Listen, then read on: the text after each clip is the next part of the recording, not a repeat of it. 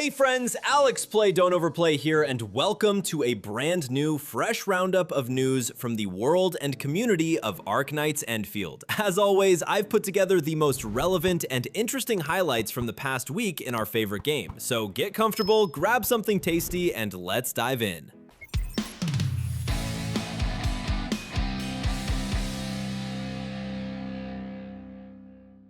First piece of news, the game barely had time to launch and it's already getting hit with collaborations from every direction. Not full-blown global crossover events yet, but still. Just over the past week alone, we've learned about a whole wave of official collaborations with all kinds of venues and projects around the world. It starts with chain restaurants in the US, Japan, and Thailand, where they rolled out special themed menus inspired by in-game dishes. And it goes all the way to major brands like Temu and Prismaland. Those partnerships are showing up as Endfield merch drops in a bunch of different formats and variations. And yes, that merch is actually pretty easy to spot on Chinese marketplaces. Honestly, knowing how reasonable Hypergriff is about collaborations, I fully expect we'll eventually get some kind of in-game collab sooner or later.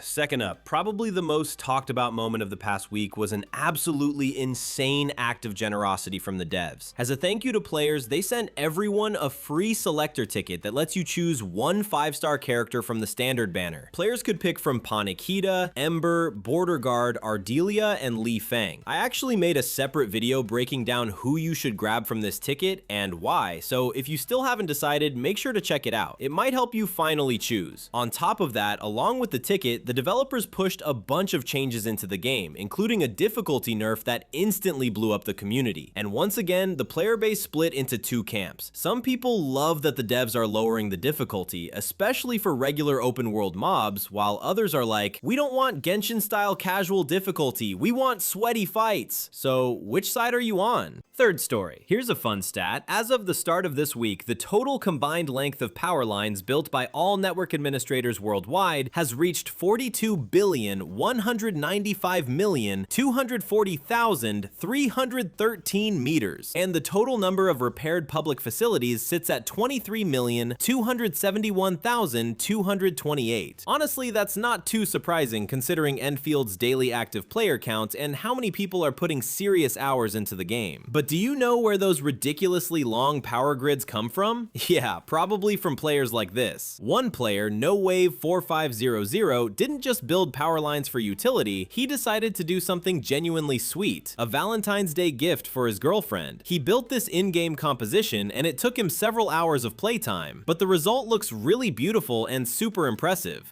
It's a shame that right now other players still can't visit each other's worlds, but hopefully that's a feature we'll get sooner or later. Fourth news. You know how it goes. We all love counting other people's money, so let's get back to the game's revenue. Last week, I told you about Endfield's earnings from the first few days after launch, but now we've got an official, much more complete report covering the entire period since release. According to updated data from Sensor Tower, Endfield has still managed to surpass Genshin Impact in monthly revenue and climb to a clear third place worldwide. At the same time, the developer's official figures state revenue of $173 million US, which already puts Endfield ahead of titles like HSR, ZZZ, and Wuthering Waves, and it's honestly getting close to the record-level numbers Genshin once pulled. Genshin made $245 million in its first month after launch, and remains the all-time undisputed leader among gacha games. But here's the thing, Endfield still has roughly 2 weeks left in that first month window, and there's a very real chance that exactly 1 month after release, Endfield's total will overtake Genshin, which would set a brand new revenue record for the entire gacha genre. Surprising? Not really. The game is genuinely massive worldwide. Fifth news, the developers are actively supporting and rewarding fans who create content around the game. Last week, they launched an official gallery featuring a curated selection of top fan art, showcasing works chosen from the community. They also promised to keep doing these themed best of collections on a regular basis, which is a great way to support fan artists long term. On top of that, the team team has introduced an official partner program for content creators. Any digital creator who meets the platform-specific requirements can apply. Rewards include access to a dedicated creator community Discord server, extra in-game rewards, platform bonuses, merch, invitations to offline events, and even unique promo codes for your followers. It's genuinely a really cool initiative, and of course, I didn't miss the chance to apply. Now we're just waiting for the official response. All the links to both the gallery and the partner program will be in the video description.